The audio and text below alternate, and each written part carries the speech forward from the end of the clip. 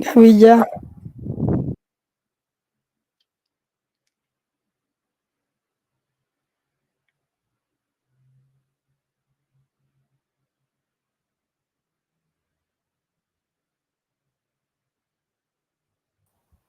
Gaby, ya empezamos.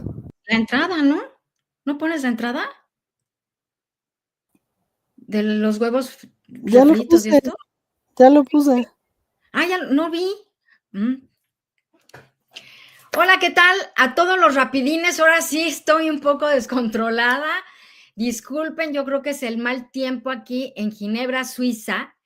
No saben el horror que es ahorita aquí. Fíjense, son aquí las 5 de la tarde y está totalmente oscuro.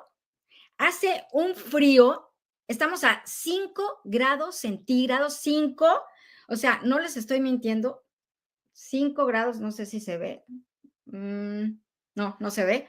Pero bueno, pero como dicen, hace frío afuera y todo, pero aquí tenemos el calor para hablar de tantas cosas el día de hoy.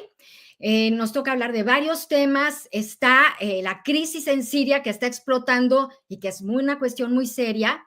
La posición y la postura de Rusia e Irán en este conflicto. Tensiones otra vez en Venezuela. Periodistas amenazados en México y por supuesto la muerte de Silvia Pinal. Y al final tenemos una súper sorpresa, mega sorpresa. Pero antes de irnos a empezar con esto, quiero agradecer muy especialmente a la productora de este programa, Gaby Guerrero, por estar aquí y por ayudarnos a hacer este programa. Así que sin más, comenzamos.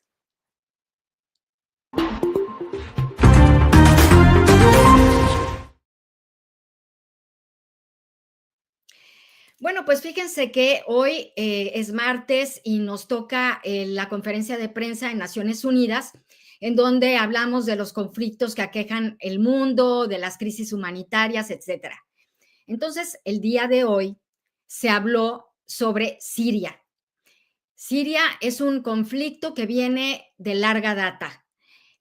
Todas las manifestaciones, las protestas que empezaron por allá del 2011, nunca se llegaron a arreglar las cosas entre la oposición y entre el régimen de Bashar al-Assad, el dictador de Siria. Hubo conflicto armado, una guerra feroz, hubo muchísimos muertos civiles y también hubo un éxodo impresionante de sirios que salieron de su país. Unos 3 millones se encuentran refugiados en Turquía y en otros países también de Europa. Fue una crisis tremenda. Las Naciones Unidas hicieron una comisión de investigación sobre la situación en Siria. Mandaron a expertos a analizar las cosas como estaban en el conflicto y esta comisión fue responsable de hacer varios informes hablando de que el régimen de Bashar al-Assad había cometido crímenes de guerra y crímenes de lesa humanidad, porque estaban apuntando directamente a los civiles, estaban apuntando directamente a los hospitales. Y según las convenciones de Ginebra, en cualquier conflicto armado, está prohibido atacar hospitales, no importa si adentro están los rebeldes, no importa si adentro están civiles escondidos, no importa quienes estén dentro del hospital, pero un hospital para las convenciones de Ginebra y para las leyes de la guerra, como se les llaman, es sagrado. Pero bueno, ya sabemos que el régimen de Bashar al-Assad no le importó, pero tampoco lo está importando ahorita. Ahorita, con el asunto que prendió la mecha en Alepo. Alepo, hay que recordar, es el bastión de la oposición en Siria. Entonces, se levantaron este 27 de noviembre los sirios de nuevo contra el régimen y el régimen de Bashar al-Assad ha sido implacable.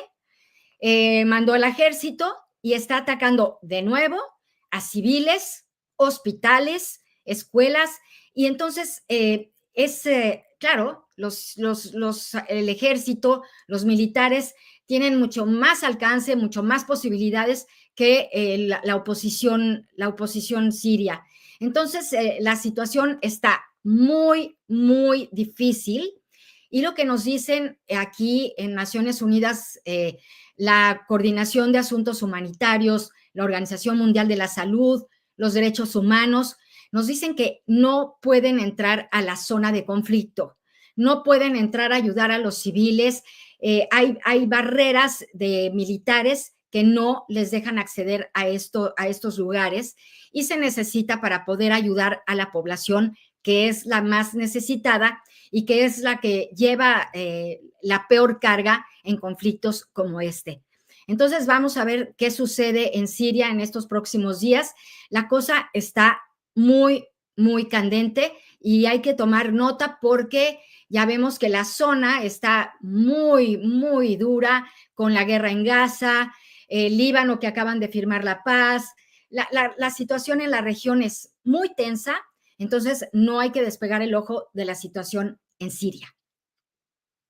Bueno, después les quiero hablar sobre Rusia e Irán con respecto a esta guerra en Siria, este conflicto armado que hay ahora en Siria que acaba de empezar. Tal como pasó en la guerra desde 2011, tanto Rusia con Vladimir Putin e Irán están apoyando al régimen de Bashar al-Assad. Es decir, que apoyan a la dictadura, obviamente. Entonces, tanto Irán como Rusia están apoyando con armas, con soldados, quizá van a empezar a enviar soldados o personas de logística en conflictos armados, tal como pasó en la otra guerra. Irán lo mismo, y pues la situación se pone muy complicada porque además de todo, Rusia está en un conflicto armado con Ucrania, Irán apoya a Rusia y por el otro lado a Ucrania lo apoya Occidente, la Unión Europea, y lo apoya Estados Unidos. Entonces, las cosas se encadenan de una manera bastante, digamos, preocupante, y pues hay que tomar nota de estos gobiernos que también son autoritarios, dictatoriales. Bueno, Irán, ¿qué vamos a decir de Irán si las mujeres no pueden ir a la escuela? Las niñas, está prohibido que en Irán vayan a aprender a la escuela. O sea, las mujeres, los derechos de las mujeres no valen absolutamente nada. Entonces, ¿qué esperamos de Irán en un conflicto como este? Bueno, pues va a apoyar al dictador, lo mismo que Putin. Entonces, la situación se vuelve todavía más compleja en la región. Después de esto, les quiero hablar sobre tensiones que hay de nuevo, como decimos otra vez, en Venezuela. Resulta que a raíz de las elecciones en Venezuela, que ganó la oposición con Edmundo González, como todo el mundo sabemos, que está exiliado en Madrid, pues sabemos que hubo varias protestas y la líder opositora María Corina Machado está en Venezuela. En estos momentos se encuentra escondida en algún lugar del país, pero sus más cercanos colaboradores están en la embajada de Argentina en Caracas. Están en la embajada de Argentina en Venezuela. ¿Y qué está pasando?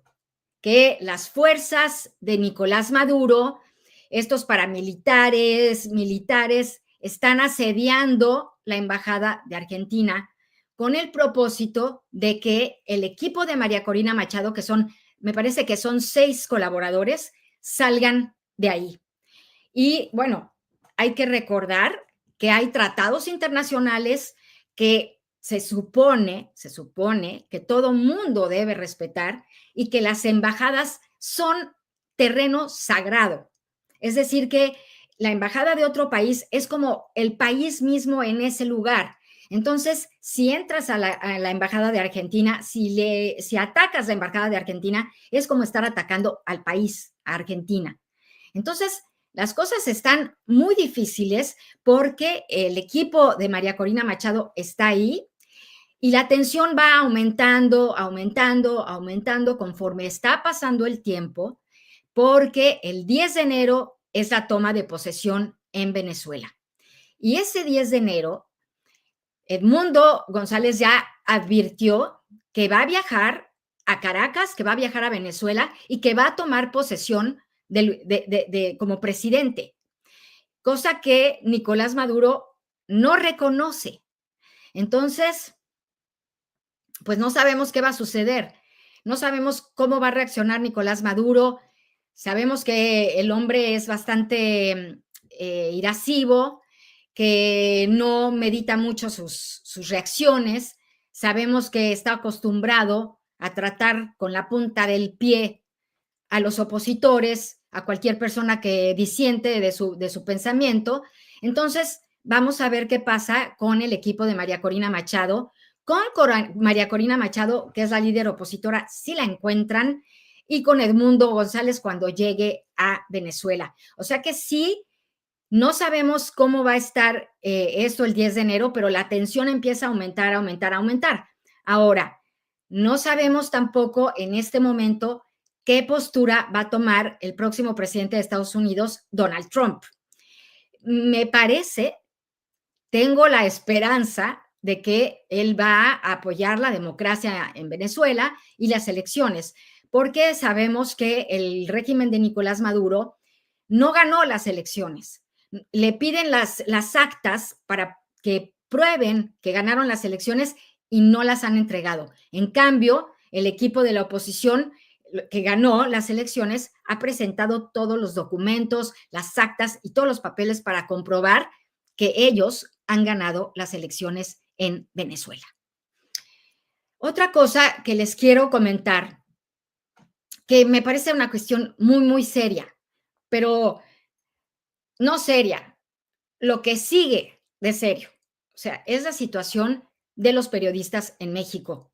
Ya sabemos que desde el año 2000 a este año han asesinado a más de 120 periodistas en el país. Ya sabemos que también amenazan, acosan a periodistas.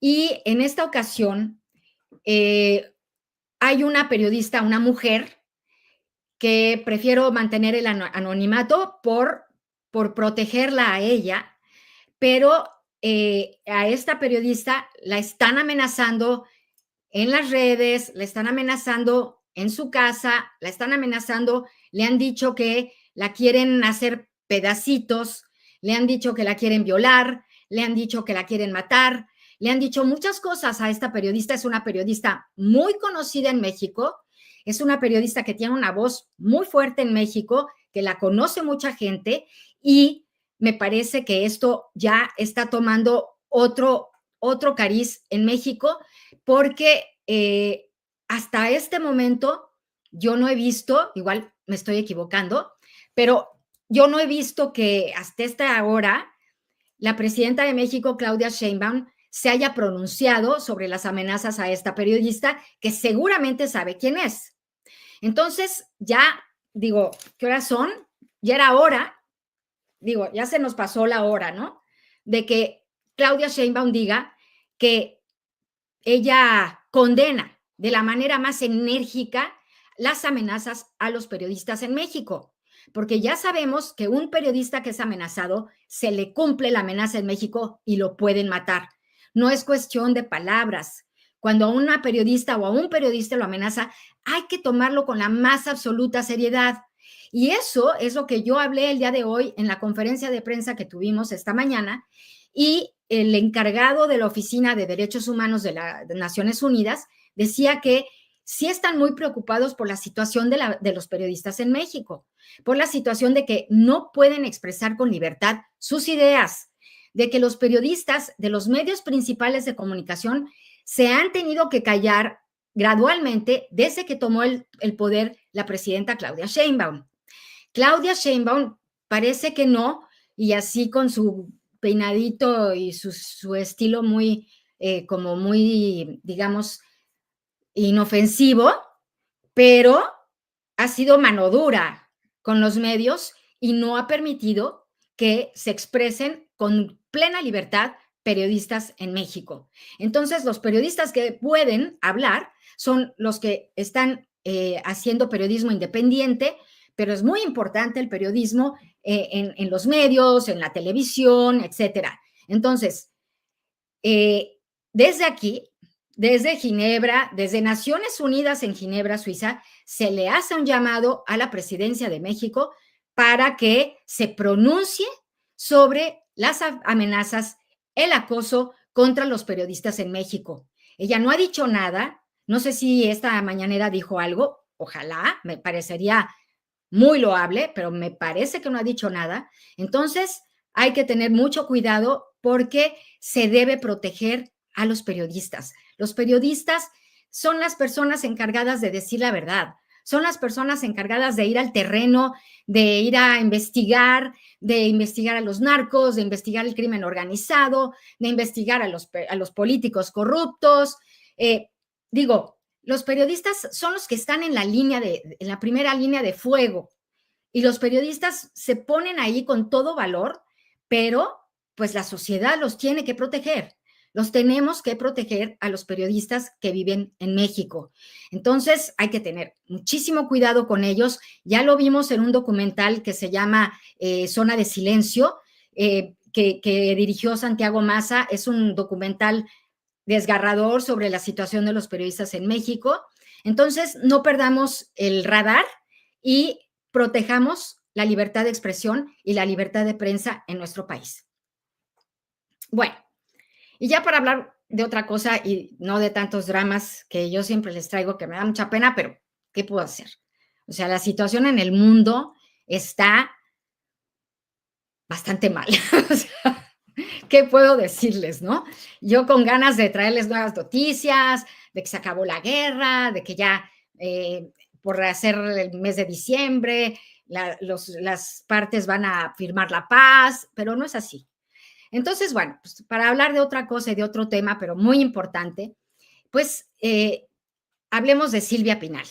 Digo, la diva de México que, pues desafortunadamente, partió de este mundo, se fue a un viaje en otro lugar y pues su espíritu, su alma sigue entre todos los mexicanos porque era una consentida de México.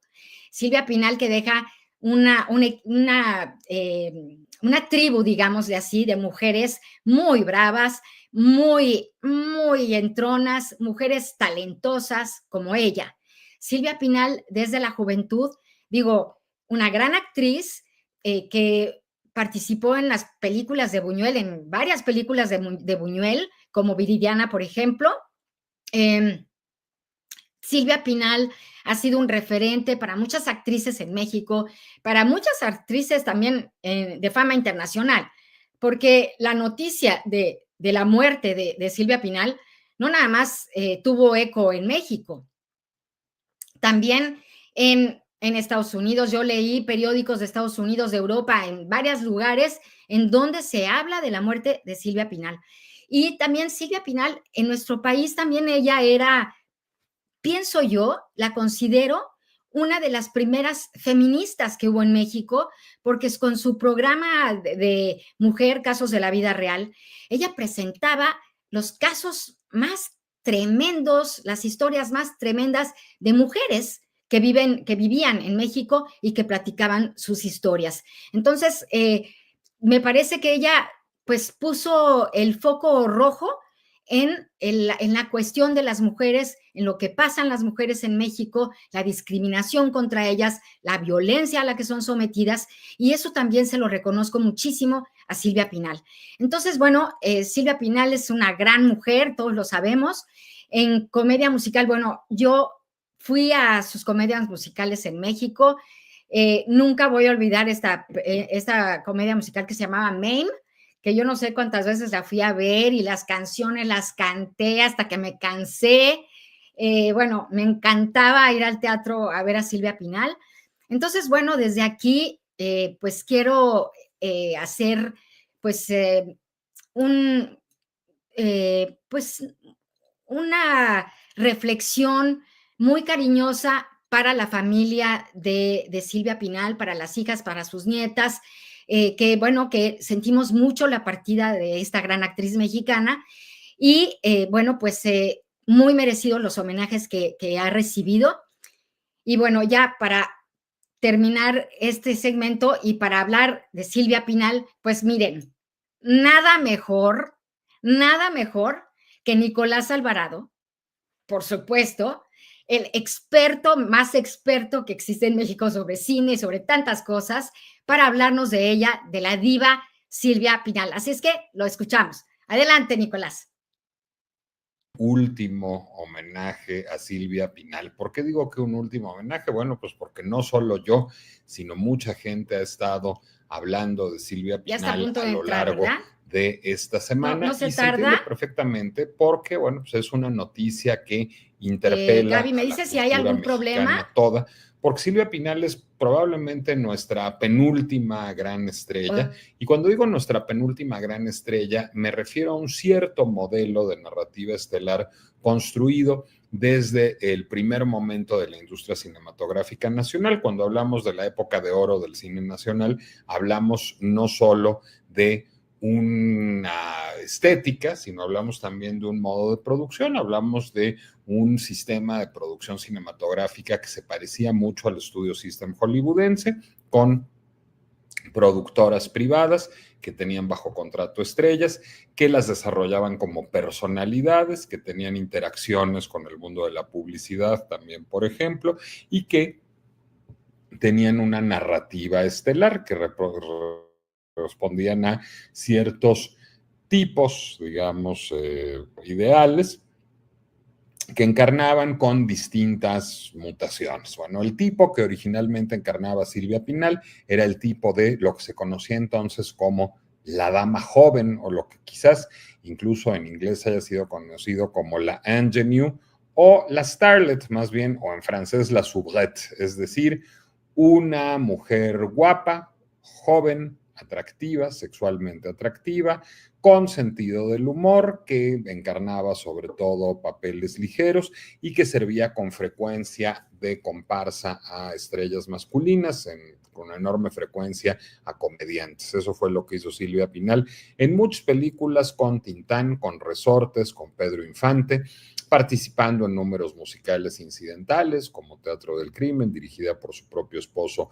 Rafael Banquels, poco a poco asumiendo papeles más relevantes dentro de la trama. Quizás su mejor película de esa etapa sea El Inocente, con Pedro Infante, que se volvió un clásico de los años nuevos en México, porque, bueno, está ambientada en Año Nuevo y está muy divertida, como una rica heredera que quiere ir a pasar el Año Nuevo a Acapulco, pero se le avería el coche. En aquella época existía la AMA, la Asociación Mexicana Automovilística, que brindaba auxilio vial a sus suscriptores. Pedro Infante aparece como un motociclista de la AMA que llega a brindarle auxilio vial y, bueno, le brinda otros socorros, además de auxilio vial, a Silvia Pinal, en esta comedia muy divertida que, bueno, se ha vuelto un hito de Año Nuevo en México año con año. Y seguramente si tú tienes el jamaicón allá en Ginebra, querrás ver este Año Nuevo El Inocente, porque yo creo que se volvió parte de nuestra educación sentimental a lo largo de el último medio siglo esta película. Pero las hay muchas otras, hay muchas en donde está muy simpática bailando mambo con Amalia Aguilar y Lilia del Valle. En alguna época la industria cinematográfica nacional, Clasa Film, si no me equivoco, las postuló como una suerte de trío cómico musical, porque Silvia Pinal tenía también algunos talentos musicales, no descollantísimos, pero cantaba, bailaba. Es una carrera linda, la primera carrera de Silvia Pinal, pero no poderosamente excepcional. Es una carrera que nos recordaría mucho a la carrera de una estrella como Iracema Dilián. Es decir, era una mujer graciosa, una mujer dotada para la actuación, el canto y el baile, sin ser excepcional en ninguno de estos terrenos, y una mujer muy atractiva que resultaba muy popular.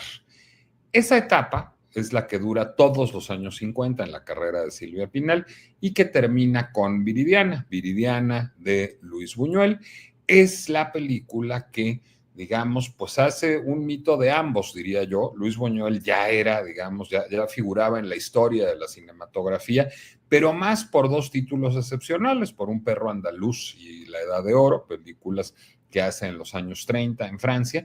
Después la ocupación nazi complica la permanencia de Buñuel en Francia. Él venía huyendo de la España franquista, recala en Estados Unidos, no la hace ahí, no se adapta a Hollywood, no encuentra suficientes oportunidades para filmar en Nueva York, termina viniendo a México. En México hace sobre todo películas de encargo bastante malas, como Gran Casino, como El Gran Calavera, o como Abismos de Pasión, su adaptación de Cumbres Borrascosas, a las que se le ha querido encontrar, digamos, signos buñuelescos, pero la verdad es que son huesos.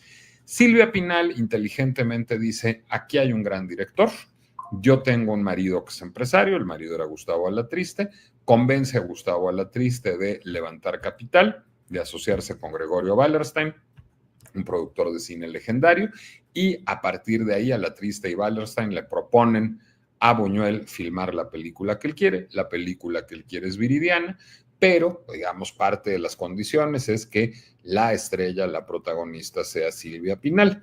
No era una solución fácil, digamos, no era un papel regalado ni glamoroso, sino es un papel de chica virginal, que abraza una vocación religiosa. Ya Silvia Pinal además tenía algunos añitos para representar ese papel, hace Viridiana ya en sus 30, está muy bien, está muy creíble como una joven virginal, y es una película que está en el entrecruzamiento de la religión y la fe, pero también el deseo sexual y de alguna manera el incesto y el abuso, con una actuación también extraordinaria de Fernando Reyes, una película que está dominada por la culpa. La película se vuelve un éxito de escándalo, fundamentalmente.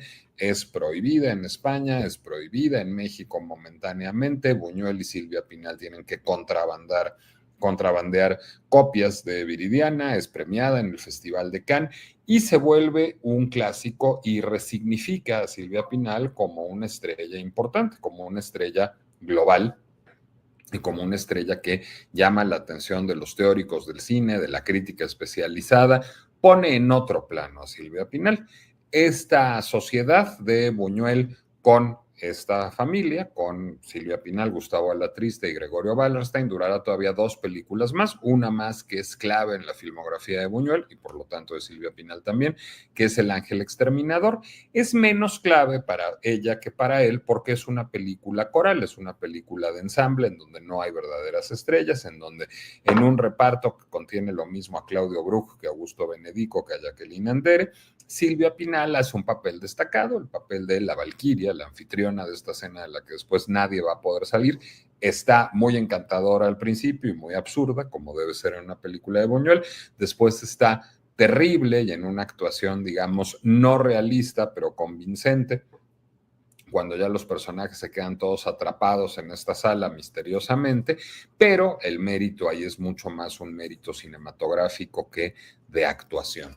Me gusta mucho más, en una película mucho más rara, quizás la más rara, no solo de Silvia Pinal, sino de Luis Buñuel, que ya es decir, que es Simón del Desierto. Simón del Desierto es una parábola bíblica completamente deschavetada, en donde Silvia Pinal sale de diablo travestido en una actuación que es absolutamente delirante y que es icónica y memorable. Esto transforma por completo la carrera de Silvia Pinal, la lleva a volverse una estrella que puede desenvolverse lo mismo en el teatro que en la televisión.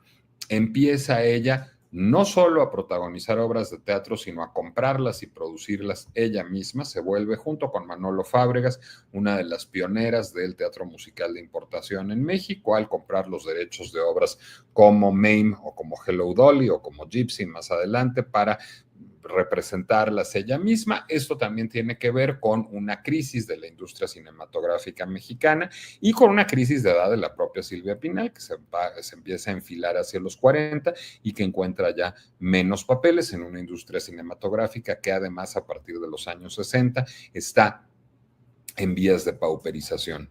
En ese contexto también empieza a hacer televisión, primero un célebre programa de variedades que se llamó Silvia y Enrique, con su entonces marido Enrique Guzmán, un hombre que la posiciona además como una suerte de transgresora sexual, se casa no solo con un hombre menor, sino con una estrella del rock and roll después de 2 divorcios, y eso la hace, digamos, una suerte de pionera incluso de la revolución sexual, además de que tenemos ahí una Silvia ya a gogó, de minifalda, es decir, un otro personaje completamente distinto. Y después de eso, lo que la veremos es produciendo ya televisión. Ella es muy sonada en aquella época, una relación de pareja con Emilio Azcárraga Milmo, con el heredero de Televisa, el padre del actual presidente o expresidente, porque no está en funciones en este momento, Emilio Azcárraga Gazán. Bueno, lo que hace ahí Silvia es mantener una amistad con Emilio, con el Tigre, y convencerlo de que le permita producir televisión, no solo estelarizar televisión.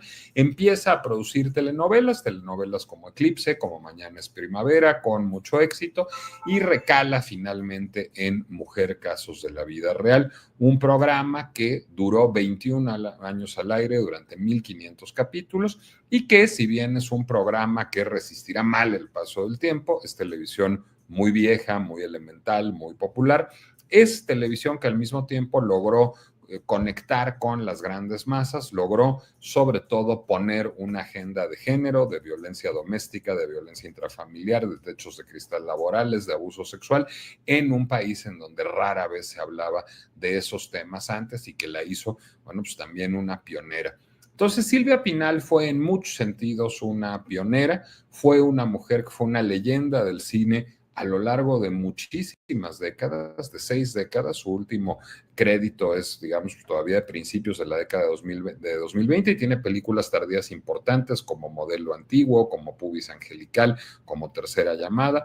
Hizo teatro hasta bien entrados sus 80 años, todavía antes de morir, quizás cometiendo un error, hizo una obra de teatro infantil con muchísima menos buena fortuna que la que le habían dado su May y su Dolly, pero fue una mujer siempre vital, siempre interesada en seguir trabajando y en encarnar este estatuto legendario. Fue una mujer que tenía una conexión extraordinaria con el público, que hizo política, tuvo una carrera como líder sindical, tanto de los actores en algún momento como líder gremial de los productores de teatro, que la llevó a enfrentar en algún momento persecución política a manos de una figura como Alejandro Gertz Manero, de la que salió airosa. Al mismo tiempo, Silvia Pinal tuvo una carrera política como legisladora en el PRI durante muchísimos años, y con, digamos, alguna solvencia en promover iniciativas que protegieran derechos gremiales del mundo artístico, y es sobre todo pues un referente obligado para los mexicanos. Muere con ella una cierta concepción de lo que es una estrella de cine, que es no alguien que tiene un talento descomunal para la actuación o el canto o el baile, hay mucho mejores actores en nuestro tiempo que en aquella época, sino alguien que encarna una suerte de tipo ideal y alguien que concita sueños colectivos en el imaginario. Eso fue Silvia Pinal, una mujer extraordinaria y una mujer inolvidable, a la que te agradezco mucho, querida Gaby, que me hayas invitado a rendirle homenaje aquí en tu programa.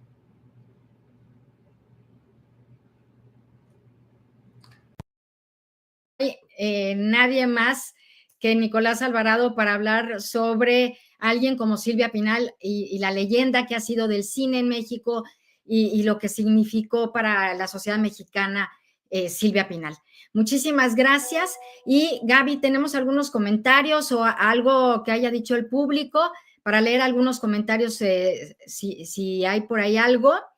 Dice Juan Manuel Castro Bendimés que a mí me preocupa la situación con Canadá, como qué necesidad de no encontrar acuerdos. Saludos. Totalmente de acuerdo contigo, Juan Manuel, porque habría que tener alianzas y aliarse con Canadá para enfrentar al monstruo de Donald Trump, pero bueno, no sé qué vaya a pasar o cómo irá a hacerlo la presidenta.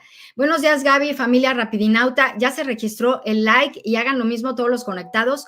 Muy grave lo de Siria, ojalá no pase a mayores. Muy buen detalle la intervención de Nicolás. Claro, muchísimas gracias, gracias. Mari Comparán, Gaby, ¿qué piensas de la expansión de China en el mundo? ¿En la ONU han hecho algún estudio sobre esto? Sí.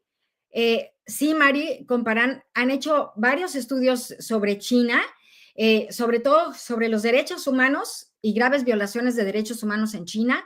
Si quieres, si tienes interés, y bueno, para nuestra audiencia, el próximo programa hablamos sobre China para que la gente tenga un poco, la audiencia rapidinauta, tenga un poco la sensación de cómo se está moviendo China en este momento. ¿Quién más? ¿Alguien más? ¿Ya? Pues digo, con estos comentarios.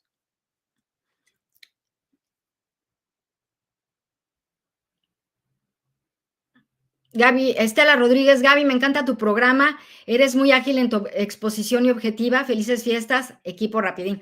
Muchísimas gracias por decirme esto.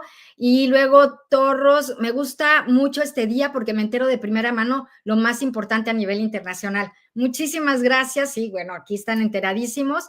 Gus dice, ¿dejarán llegar a Edmundo González a tomar protesta? Yo no sé, esperamos que sí.